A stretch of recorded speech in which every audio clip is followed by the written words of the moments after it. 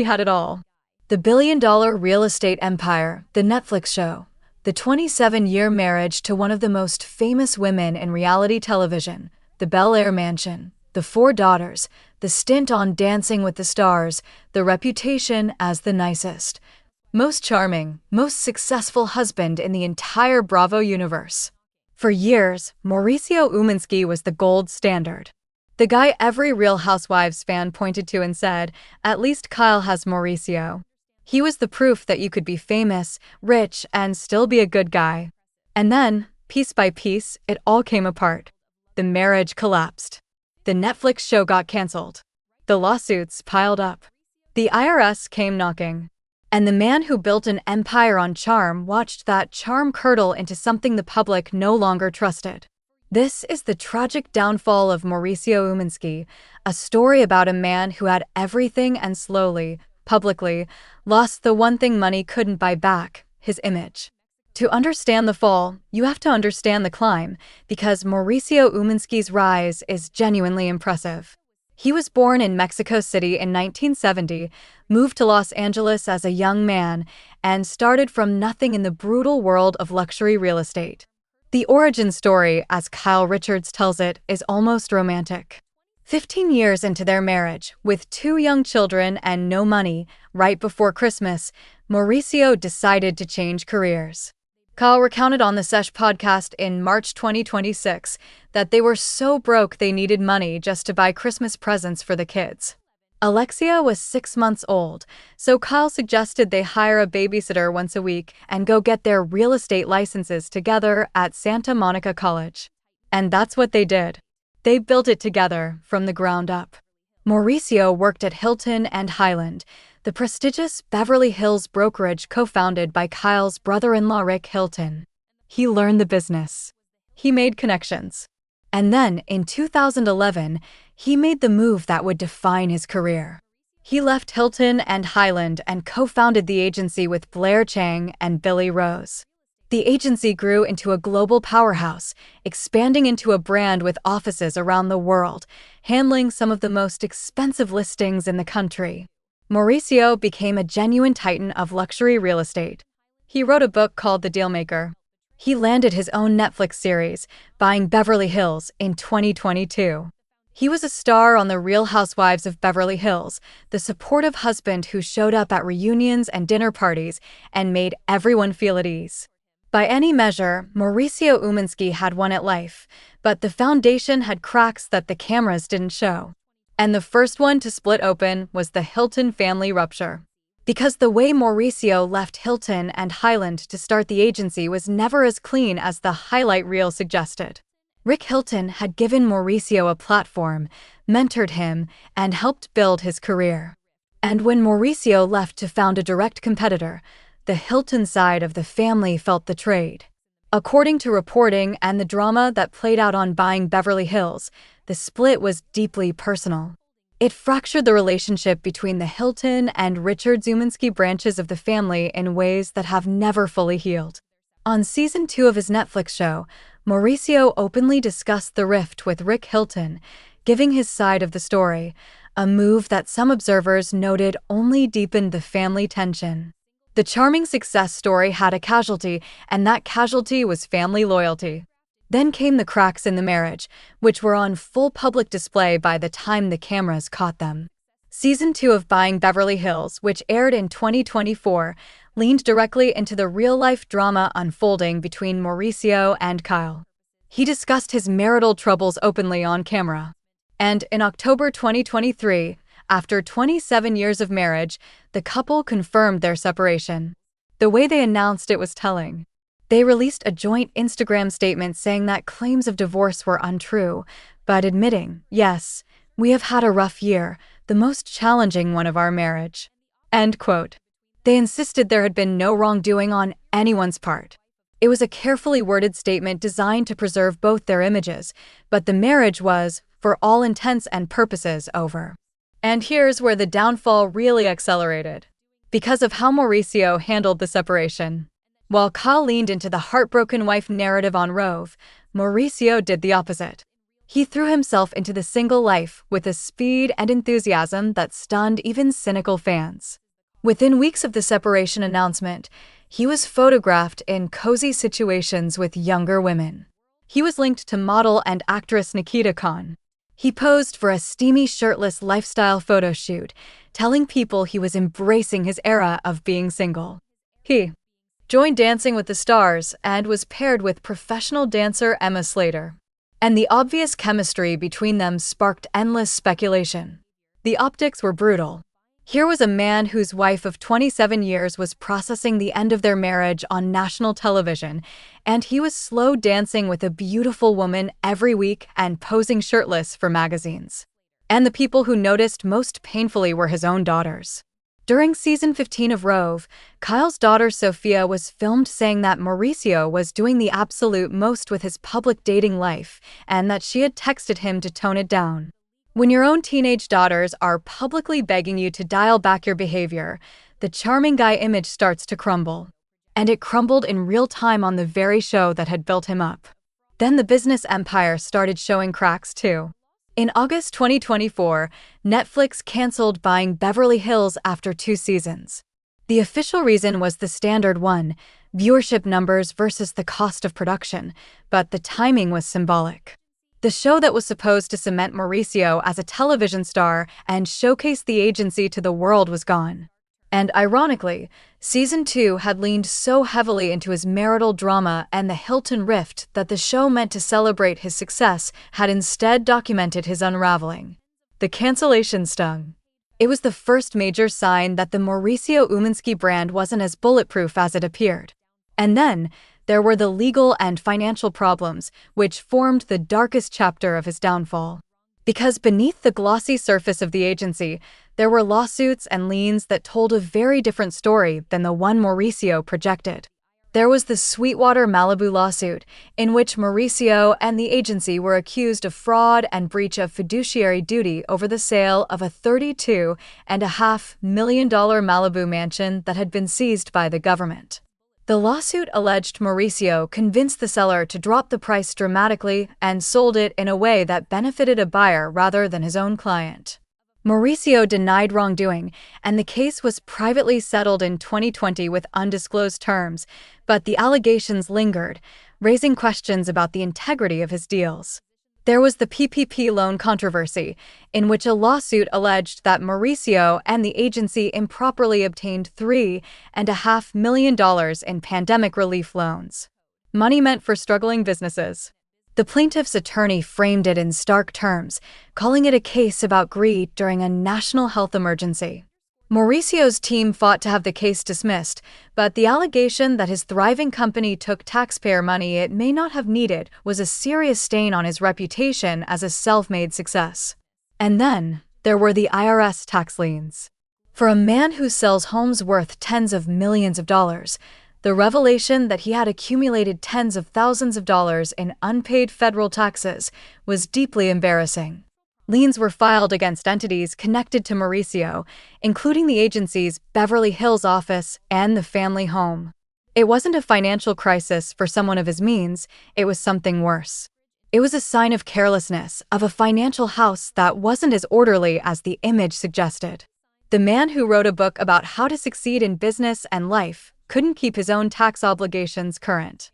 And the agency itself, the crown jewel, the legacy, the thing Mauricio built his entire identity around, has faced its own headwinds beyond the lawsuits tied directly to him. The luxury real estate market cooled. Rapid expansion brought growing pains. Mauricio had positioned the brand as a global disruptor, but disruption is expensive and the financial pressures of scaling a brokerage into a worldwide empire are immense. For a man whose public persona was built entirely on the image of effortless success, the dealmaker who always wins, any sign that the business wasn't the unstoppable machine he portrayed chipped away at the myth. And the myth was the product. Mauricio Umansky's entire brand was the idea that he had cracked the code, that he was the guy who knew how to win at business and life. The book was literally called The Dealmaker. So every lawsuit, every lien, every cooling market headwind didn't just hurt his bottom line, It undermined the central promise of who he claimed to be. The Emma Slater chapter also faded in a way that underscored the hollowness of Mauricio's post-separation reinvention. The Dancing with the Stars romance that generated so many headlines never materialized into anything lasting. The shirtless photo shoots, the era of being single declarations, the public dating, it all started to look less like a man genuinely thriving and more like a man performing happiness for an audience. The very public nature of his rebound, the speed of it, the theatricality of it, it read as someone trying very hard to prove something, rather than someone who had actually found peace. And the contrast with Kyle, who handled the separation with a quieter, more controlled public posture, made Mauricio look worse by comparison. She seemed to be processing, he seemed to be auditioning. Now, in 2026, the downfall has settled into a strange, prolonged limbo. The divorce still hasn't been finalized. Kyle and Mauricio have been separated since October 2023, but neither has filed the paperwork. They exist in what Kyle calls a gray area, and that gray area is, in many ways, the most revealing part of Mauricio's story, because it exposes the financial reality underneath the glamour. The reason this divorce is taking so long isn't just emotional, it's structural. Kyle and Mauricio never signed a prenuptial agreement. After 27 years of building the agency together, with a marital estate that legal experts estimate could be worth anywhere from $50 to $100 million, untangling their finances is an enormous, high-stakes undertaking. And here's the detail that has to sting for Mauricio. During the RHOBH Season 15 reunion, Andy Cohen asked Kyle directly whether she would ask for part of the agency in a divorce. Kyle's answer was instant and confident. "Well, it's mine," she said. Kyle has been telling the story on podcasts on the reunion stage that she was the one who suggested they get their real estate licenses together. She was the one who came up with the plan. She had the famous name that opened doors. And now, as the divorce looms, she's planting a flag in the company Mauricio built his entire identity around. The agency was supposed to be Mauricio's crowning achievement, the thing that made him more than just Kyle Richards' husband, and now his estranged wife is publicly claiming it's hers. The genius of Kyle's positioning and the tragedy of Mauricio's situation is that both of them are filming reality shows that document their post-separation lives.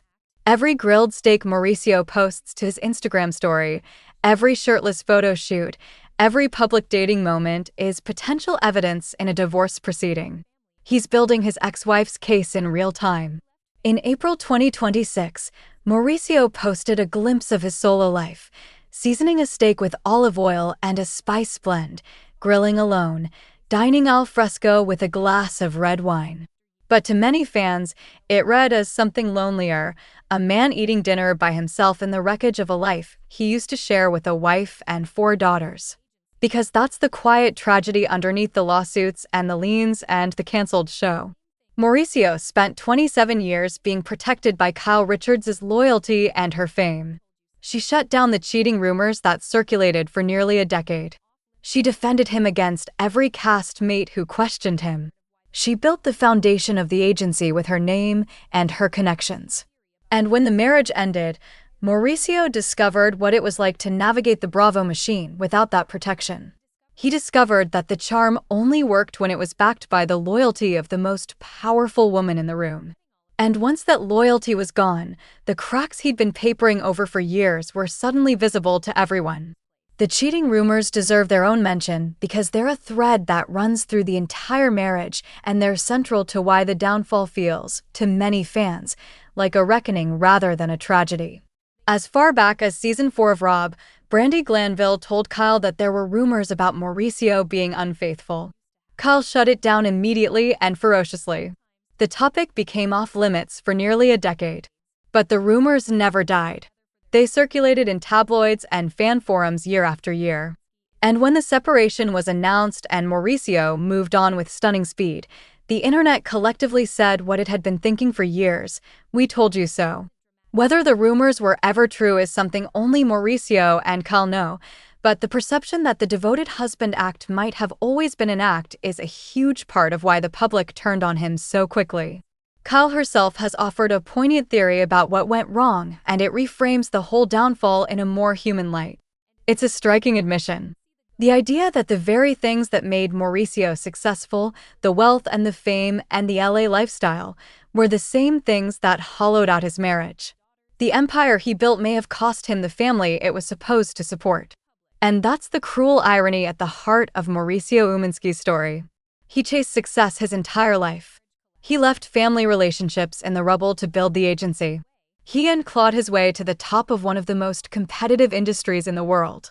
He got the Netflix show, the book, the fame, the fortune. And in getting all of it, he appears to have lost the things that actually mattered: the marriage, the unquestioned trust of his daughters, and the spotless reputation that made him beloved in the first place. The downfall isn't dramatic in the way Dorot's foreclosure or Erica's lawsuit was. There's no single catastrophic moment. It's a slow erosion. The Hilton family rupture, the marriage collapse, the reckless public dating, the canceled Netflix show, the Malibu fraud lawsuit, the PPP loan allegations, the IRS liens, the prenuptial divorce that could cost him half of everything. The ex-wife publicly claiming his company is hers. Each one on its own is survivable. Together, they paint a portrait of a man whose carefully constructed image has been dismantled piece by piece in public on the very platforms that built him up. There are still flashes of the family he used to have. In June 2026, Kyle and Mauricio reunited multiple times to celebrate their daughters. And in those moments, you can see the ghost of what Mauricio had. A beautiful family built over decades that no amount of money or fame could ever replace. The fact that they can still come together for their children is genuinely touching. But it's also a reminder of what's been lost. Mauricio Umansky is not a villain. That's what makes his story a tragedy rather than just a scandal. He's not malicious. He's not a con man. He's a genuinely talented, hard-working man who built something real from nothing. But somewhere along the way, the pursuit of more success, more deals, more fame, more freedom after the marriage ended, cost him the foundation that everything was built on. He had the perfect image and he spent it. He had the loyal wife and the marriage ended. He had the spotless reputation and the lawsuits and the liens and the reckless behavior tarnished it. He had the Netflix show and it got canceled. He had the agency as his legacy and now his ex-wife says it's hers. The man who had everything is now grilling a steak alone in the backyard, posting it to Instagram, trying to convince the world and maybe himself that this is what winning looks like. But the world has seen the full picture now. The lawsuits are public. The liens are documented. The daughters have spoken. The marriage is over and the charm that carried Mauricio Umansky to the top of the world doesn't work the way it used to because the people watching finally understand that charm was never the same thing as character. He climbed higher than almost anyone in his world, and the higher you climb, the further there is to fall. Mauricio Umansky is still falling, and the saddest part is that by every appearance, he still thinks he's flying. Drop a comment and let us know. Do you think Mauricio is the architect of his own downfall or just a man who lost his way? Like, subscribe, and we will see you in the next one.